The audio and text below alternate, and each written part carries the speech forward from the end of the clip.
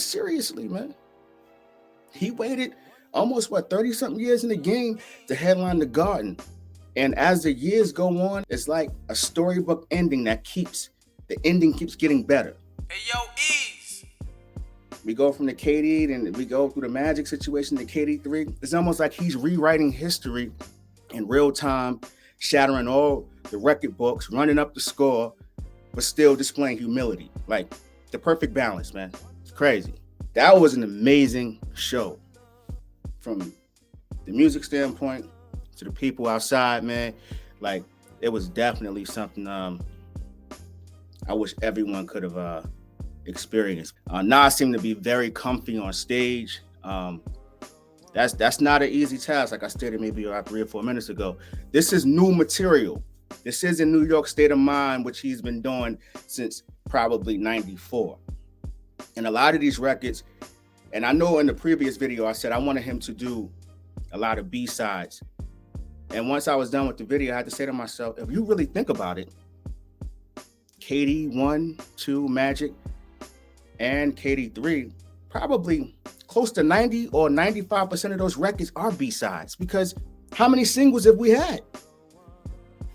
So sometimes we talk about the B-sides and we typically talk about the memory lanes and You're the Man's or Taken in Blood, but these are a bunch of B-side records. So it's not like he had the reps in to learn it that quickly and to go on the Garden stage. There was no preparation time in a sense. This was the one night only, because I didn't hear anyone state that he was doing these records when he was on tour with the Wu. Professionalism, man. So he's rewriting the books in that sense too. And as a fan, man, I just feel like hip hop is in good hands. We are at a good place. All the OGs, he is showing you that you could continue to release music.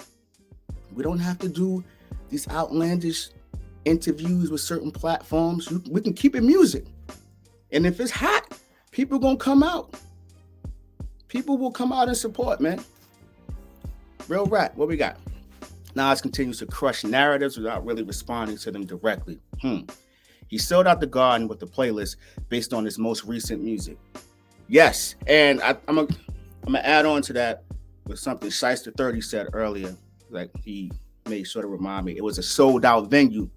And then I said to him as well, that is funny that he says that, because we should highlight that. And they did not base it on a curve, meaning that they didn't round it off. It wasn't 17,000 out of 20,000. No, if you looked around that, I didn't have no empty seats next to me. In my area, I looked around, I was looking up above me. There were no empty seats in there. And people were engaged. Sometimes you go to shows at the Garden and it can feel like, or even sporting events, and I feel like certain sections are like, oh, that's the corporate section. It's not people necessarily who are fans or they know what's going on. It's just that, somebody gave them some tickets and they showed up. Last night, it felt like it was just real hip hop fans outside. And yeah, there was a little split. You had people there to see that, and you had some people there to see the older material. But the support was there and you felt it. And no matter which side of the coin you're on, you spent your money to be there, and you love a part of his discography. So everyone wanted to see him do well last night, man. And we got to see him. It wasn't a bunch of guest appearances, thank God. Like sometimes you go to the show and it's like these dudes be mimicking albums of today. Like it'd be like a compilation project on stage. Like, bro, I didn't come here to see all of that. I want to see you rock.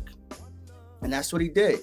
Minimal guest appearances. We got Mary. When Mary came out, she took it to the next level and it never came back down. You know what I'm saying? Like it started high, but when she came out, it went here and he kept it there.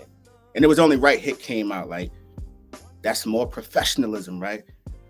Showing and allowing everyone to know, like, this is a partnership. This is a true tandem. Like, I'm not big brother and him. Like, we work together. Brought him out on stage, let him ad-lib the Michael and Quincy joint. I thought they was going to get composure off. I told my bro who was with me, like, yo, if they get this off, I'm going crazy in here. But they let it rock. They let it rock. And it was dope, man. That's real green. What up, family? Salute, bro. Glad you got to see the show. I didn't get to fly out, but watch the whole show on YouTube. Shout out to YouTube. Definitely a historic night. His catalog is so crazy. He could have went another hour with classic joints left on the table. Yo, you right. And I get the sense that the reception was so great from the fans that he didn't want to get off that stage.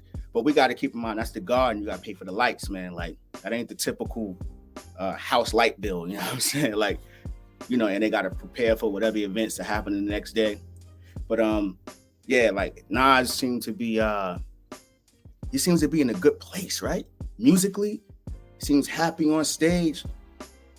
That one mic situation, I think touched everybody up. And then when he started talking about his mom, I was like, yo, this is crazy, man. Like, it's like a storybook ending every trip, man. You can't make this up.